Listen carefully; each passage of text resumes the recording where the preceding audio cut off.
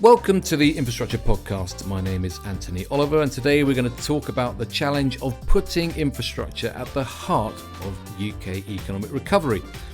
As the dust settles on the Chancellor Jeremy Hunt's latest budget statement in March, many were perhaps slightly disappointed that it didn't make more reference to, or perhaps provide more direct support for, investment in UK infrastructure, not least after his announcement of a raft of delays to investment plans for a number of key projects, including HS2 and the Lower Thames Crossing.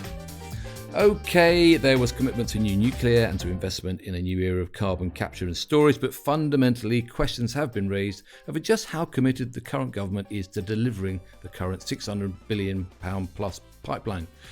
In short, in this political climate, does the infrastructure sector have to step up a gear? Well, to answer this question and discuss how we can continue to keep infrastructure at the heart of the UK economic recovery, it's my pleasure to welcome Marie Claude Hemming, Director of Operations at the Civil Engineering Contractors Association, to the Infrastructure Podcast. And she's someone who has spent decades making the case for investment. So, Marie Claude, welcome to the Infrastructure Podcast today. Thank you very much. It's great to be here. Well, let's start by examining the premise I set out. I mean, SECA represents over 300 member companies who work to deliver, upgrade and maintain the country's infrastructure. In fact, I think your members carry out an estimated 70 to 80% of all civil engineering activity.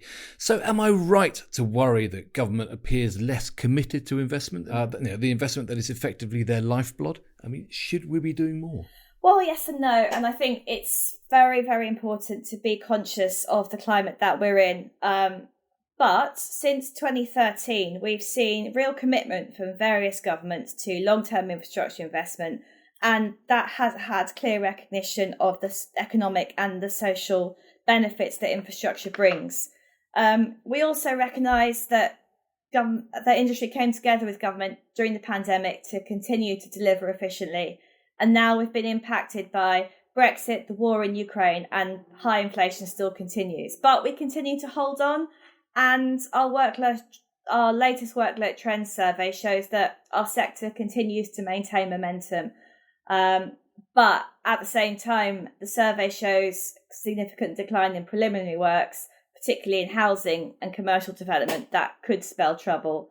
So I think we need to hold our nerve and work with government to identify pinch points and address them. Okay, now, well, clearly the latest government budget underlined, there was some support for investment in infrastructure as a means to grow the economy, but we also saw, as I say, a significant scaling back of programme delivery dates. I mean, should we be concerned? What's SECA's view on the latest budget announcements and the government's attitude to investment? We can't expect every event to be packed full of infrastructure as much as we'd like. I don't know. Surely we can. Although it could be overwhelming. And the budget had the specific focus this year. This year, in essence, it was the cost of living crisis. And let's not be all doom and gloom. There was commitments to energy, levelling up, devolution, local roads, and proposed changes to skills shortage occupation list. And we have to be mindful that there wasn't any actual cutting of funding, albeit we are living in an inflationary period, which means that we're doing more with less. But we were also disappointed by the scaling back of programmes. And you can argue that this makes sense because it makes the long-term delivery of projects more affordable. But in essence, that's a false narrative. Exactly the same thing happened in 2008 and 9, and in response to the financial crash. And then those same projects came back 3 years later and they were more expensive. But not only that, the workforce had gone. And we're still living with the consequences of that reduced workforce. And there was a recent article in the FT by Lord O'Neill, who used to be a Treasury Minister. And he said that we should always just stick to the plan. Yes, you can make changes on the way in response to circumstance, but the best thing for everybody is to keep going. Okay, given that this podcast is titled, putting infrastructure at the heart of the UK economic recovery, I mean, you'd suggest then that this is still a realistic ambition? I think it has to be. In 2013, SECA commissioned research from the economic research consultancy, the Centre for Economic and Business Reform, CEBR, and that made the direct link between infrastructure and economic growth. And at the time, it showed that for every 1 billion of infrastructure, construction increased overall economic activity by 2.842 billion. And we've done similar work on exploring the social benefits of infrastructure investment. We can't stop going forwards because the UK public rightly expects a good standard of living, access to work, and for our journeys to be seamless. In a 21st century society, infrastructure is a story of health, wealth, and growth. Which, of course, in many ways, it underlines what the National Infrastructure Commission's latest annual progress report has been saying, that the government is making some progress in certain areas, but it urges them to focus on fewer but bigger, better interventions to get the best from infrastructure investment. I mean, were you at SECA, were you pleased with this latest report's conclusions? I think the report actually was very useful and highlights a lot of the things that our members have been saying. Continue to plan for the long term, don't chop and change too much, and continue to recognise the importance of infrastructure to all our lives. In fact, as we continue to develop our policies for the next 10 years, it ties in exactly to our narrative. Well, let's talk a bit more about SECA and your members. As I said earlier, you've got 300 members, companies across all infrastructure sectors, and that's split across, I think, 8 UK regions. I mean, what does SECA actually do, Marie Claude? How do you help your members? We help our members by listening to them and putting them at the heart of our business and, in essence, always making the case for infrastructure. And often that's via representation, talking to government and clients at national level, and also at local and regional levels, to shape the delivery of the environment in which our members operate. In essence, it enables them to operate as efficiently, as innovatively as possible. And other times we're working through with bodies such as the Construction Leadership Council and the CITB to ensure that we continue to have the resources and the frameworks to deliver. And that's the external facing work. But on a daily basis, you'll see us hosting engagement opportunities for key clients at national and local levels for our members to attend. And this gives them the opportunity to have honest and frank discussions about upcoming workloads and direction of travel for those key clients.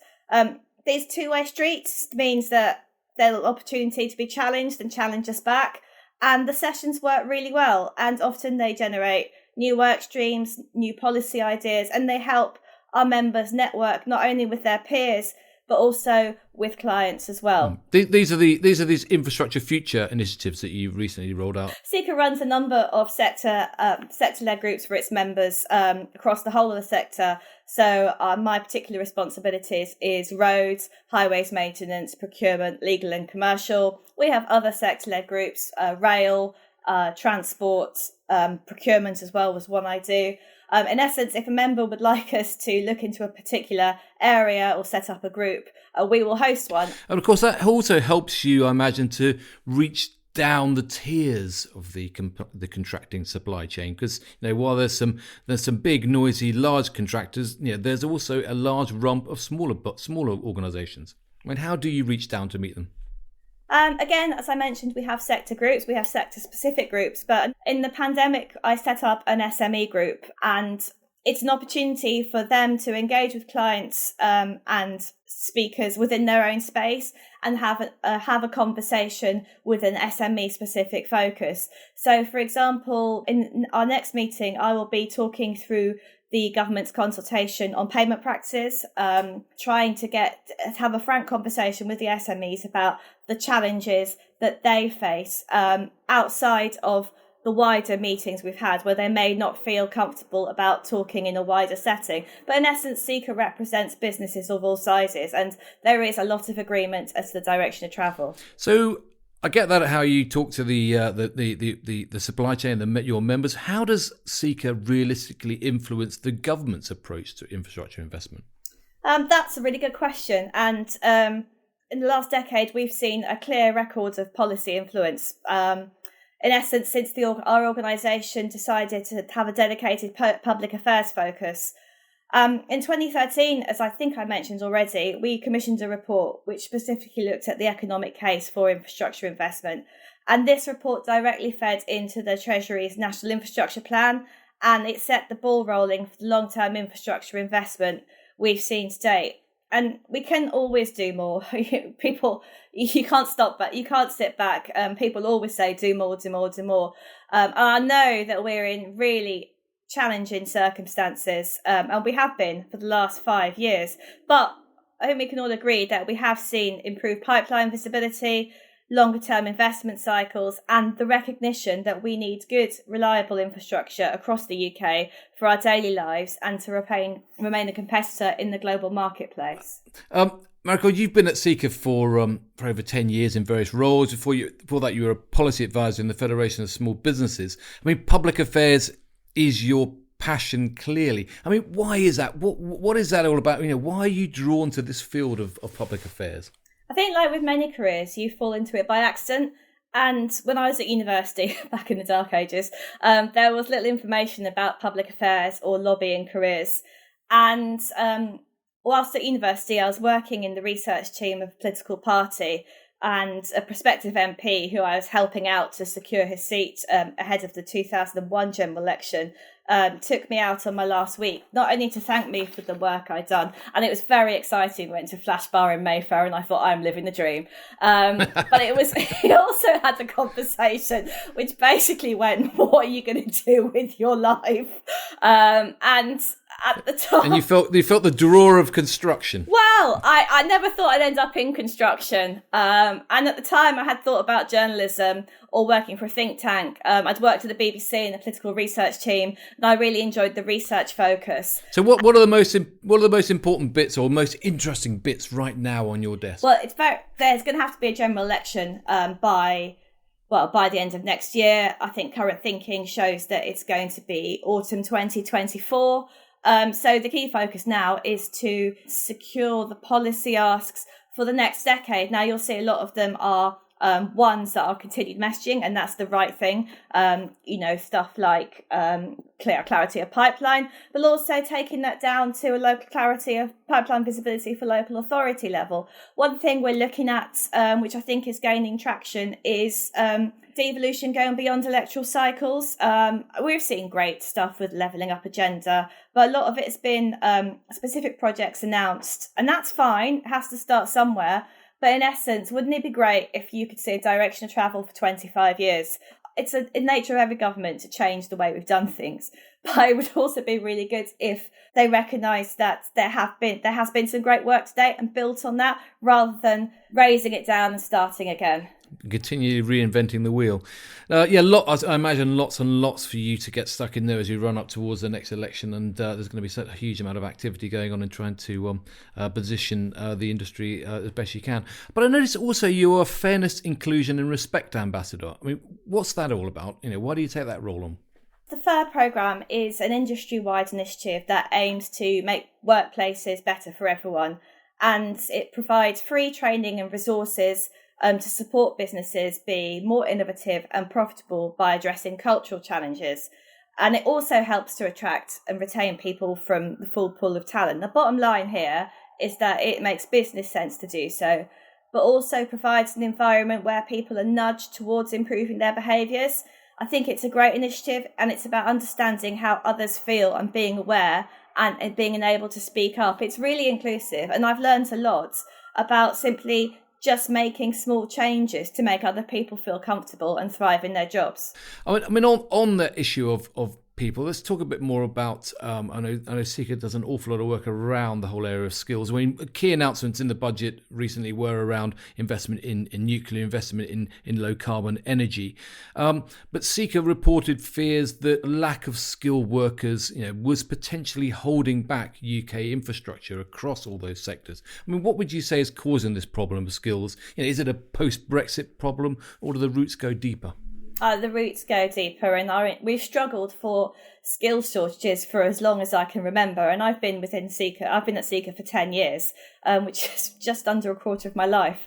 And in essence, and many ministers, many ministers. Yeah, and I think in my memory, that the economic crash of 2008 and 9 went, and we are seeing this again. And I can't believe it's happening, but we are where we are. The crash of 2008 and 9, and lots of projects were paused, and those companies shed their staff in response. many of them who never returned. They went to different sectors, they went to different countries. And then obviously Brexit didn't help. And as I think projects start to be paused again now, we could see more redundancies. But we are where we are. And the market continues to offer opportunities. And this time, as opposed to where we were last time, we've learned lessons of keeping the skills we've got within the industry, which is why in 2020, in response to the pandemic, the Construction Leadership Council launched the Construction Talent Retention Scheme, which is a free service. It's basically like a board. A, you can find jobs. B, you can post yourself, you can post your skills, you can browse opportunities. And it's aimed at supporting employers as well as those who are unfortunately losing their jobs. So where are you on the what needs to be done on the to tackle the problem question? Is it about further relaxation in immigration rules, or are you firmly behind longer term investment in training? It's all of it, and every solution has to be a multi-pronged approach. And we welcome the immediate attempts to secure the workforce and keeping our industry going. But the key thing that drives skills investment, and you're right, is a long-term pipeline visibility and pipeline certainty. So businesses need to see where the pipeline is going for the next 10 years to enable them to make the changes, to invest in that part of their business, invest in those people, invest in those local people, keeping jobs within communities and regions.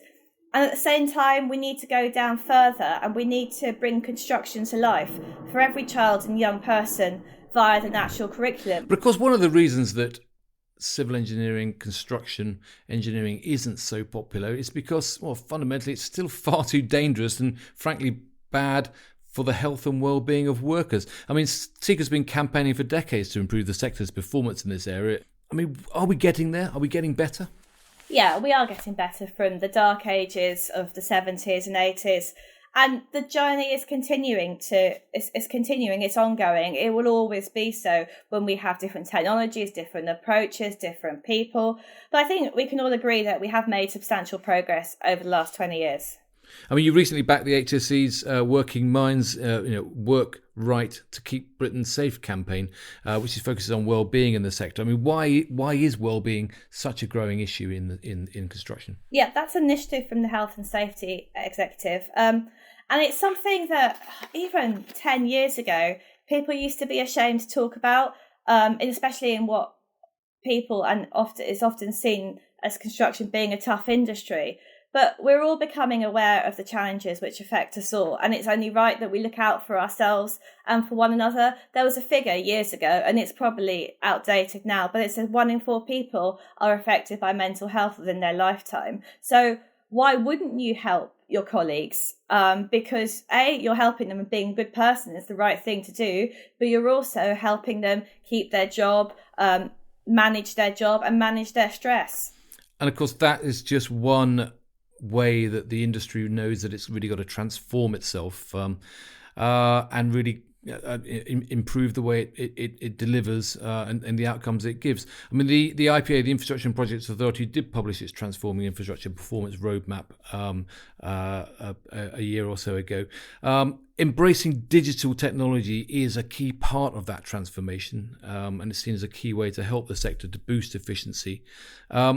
I mean, how are your members being encouraged to invest in that kind of technology and innovation to help drive forward these improvements?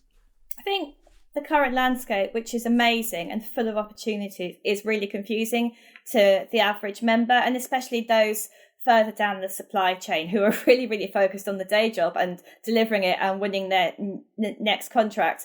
And that's why we're soon to launch our new member group, Infrastructure Futures. We know that tech is benefiting our industry, and it's a key player in delivering integrated transport and offers opportunities across the wider construction sphere. But it's still confusing. There's so much, and often people don't know where they should focus. And so the new member-led group will focus on the adoption of tech and digital systems within businesses, but also seek to establish the barriers to take up and ascertain which particular tech or innovations are of interest to the wider industry. And also, we did this in 2016. and it was inconclusive. But I think we did it in 2016, and there was interest, but it wasn't the right time to go forward. And I think now the world's moved on, and it is. But the part of the work stream is to understand, are we now as an industry really, really ready to make the most of the opportunities? And that's a conversation we need with government and with clients. Of course, 2016 was where the BIM mandate came out, and everyone switched towards 3D design, etc., as something that they had to do for government projects. But do you see any low-hanging fruit today? I mean, are there ideas or technologies that maybe your members should be embracing that could start this transformation or to accelerate this transformation of their businesses? I think we need to see more direction from our clients as to what they would like our industry to focus on. I know that we're not supposed to be picking winners as a term that people often use, but we do need a little more direction in terms of direction of travel. So it's a bit like that the mandate for BIM. In other words, it's kind of people knowing where they've got to go. It's more of a nudge towards rather than a mandate, but a mandate could be. But I feel that we're at the VHS versus Betamax stage, and to a certain extent, we just need more guidance. And at the same time, we need to have the capacity to invest, experiment. And that's something that will always be challenging on our current profit margins. In America, they always say it's fine for businesses to fail. You've learnt, or part of something that you invested in to fail, and it's accepted that we learn and we move on. And I get that point, but applying that to the construction industry would not be a popular recommendation. Well, I'm sure you agree. I mean, this sector is a good and exciting place to work. So how can Seeker help to persuade more of the brightest young people to choose careers in the sector? Construction is a really great place to work for everybody, and you don't have to necessarily be an engineer. You can have an arts degree like myself. And unlike with other sectors, it's really easy to understand how you can progress. And despite common parlance, the salaries are pretty good as well.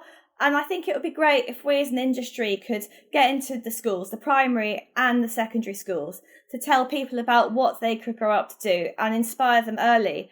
Also linking that to the stories of projects within their local areas. Because if you leave your house every day, for example, I live near Tideway, if I had children, it would be such an inspiration, because not only are they talking about the project on all the hoardings outside, but there's information on the internet, and it's really important. People would really feel that they're part of something, and then getting into the school saying what we're doing on this project would be such an inspiration at an early age, and it has to be an early age. Of course, and that's all that project is all about, bringing the river to life, actually creating that love affair with the river. It's more than just a tunnel project. I mean, big and powerful things there. I mean, what happens next then? What has Seeker got planned over the next 12 months or so to help put infrastructure or maintain infrastructure investments place at the heart of UK economic recovery?